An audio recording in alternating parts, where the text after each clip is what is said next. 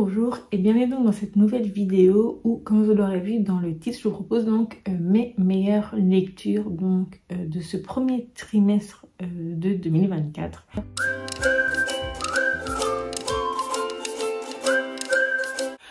Je pensais au début faire cette vidéo par trimestre, mais voilà, après j'ai un peu raté après le premier trimestre l'occasion de le faire, on va dire ça comme ça. Et donc du coup je me suis dit je ferai après un semestre complet finalement. Mais je pense que ce sera la prochaine fois, ce sera après un trimestre. Donc au 30 juin, j'avais lu 39 livres déjà. J'ai eu 2 abandons. Et j'ai mis une lecture en pause que je reprendrai, j'espère, d'ici la fin de l'année. Dans les 39 livres, je suis assez contente parce que je pense que d'autres années, à la fin, au bout de 6 mois, je l'ai lu entre 25 et 30 livres en général.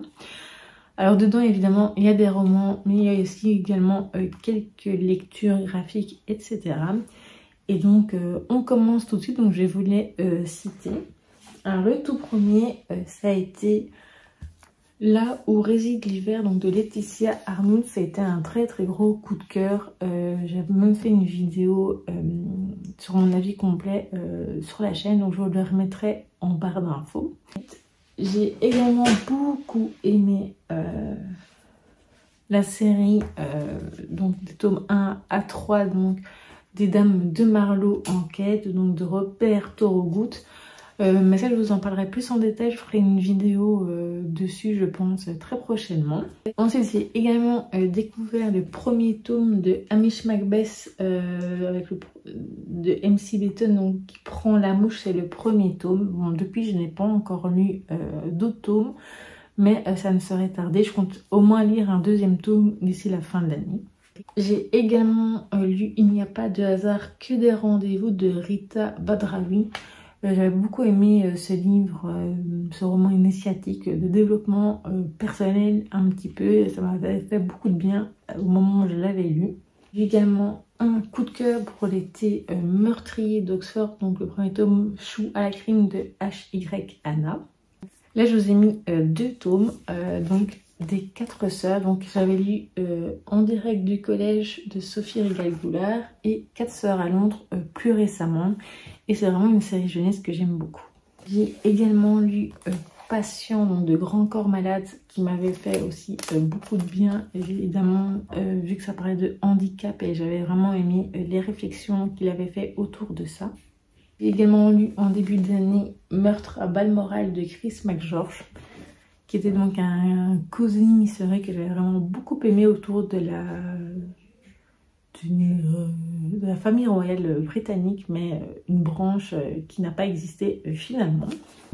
Et enfin, mon tout dernier coup de cœur, ça a été L'histoire de la bête de Serena Valentina. Là, je me rends compte que je ne l'ai pas pris avec moi. Il y avait également les 4 donc, de Agatha Christie. J'avais trouvé cette histoire avec Hercule Poirot assez intéressante, vu que je trouvais que ça changeait de ce qu'il faisait. Enfin, c'était plus un côté espionnage que je n'avais jamais rencontré juste dans ceux que j'avais lus, dans le peu que j'avais lu jusqu'à présent. Donc voilà. Je voulais passer à la catégorie donc album jeunesse et bande dessinée. J'ai beaucoup aimé Super Lumineuse de Yann de Haas, qui était super pour les jeunes enfants, pour la confiance en soi. J'ai beaucoup aimé découvrir Elle, donc tome 1, donc la nouvelle de Aveline Stockart et Kit Toussaint. J'ai terminé récemment donc Les Carnets de Cerise et Valentin, une très bonne série de bande dessinée jeunesse que je vous conseille. J'ai découvert donc le premier tome de Jardin des Fées, donc Bergère des Fées, donc c'est le tome 1 donc de Audrey Alouette et Nora Moretti, que c'était une très très bonne découverte d'ailleurs. Les 2 dernières bandes dessinées. Il y a Le Grimoire d'Elfie, donc le trésor de la Tricomancienne.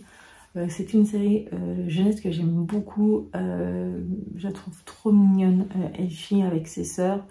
et c'est une série que je vous conseille fortement et je pense que le 5e tome sortira très prochainement au mois de novembre si je ne dis pas de bêtises.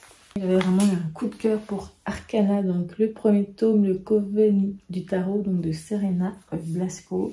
Je n'ai pas encore acheté la suite actuellement, mais ça ne saurait tarder. Je voulais faire un petit bonus à cette vidéo car j'avais bien aimé. Donc c'est les 2 livres numériques que j'ai lus donc sur Taylor Swift. Donc c'était la première fois que je lisais des choses sur elle. Alors le premier c'était donc Taylor Swift A Little Golden Book Biographie. Et l'autre c'était un que j'ai lu plus récemment, c'est donc Let's Meet Taylor. Et c'est 2 petit album jeunesse que je vous conseille fortement si vous aimez lire en anglais ou si simplement vous êtes fan. Voilà donc pour mes meilleures lectures de ce premier semestre 2024.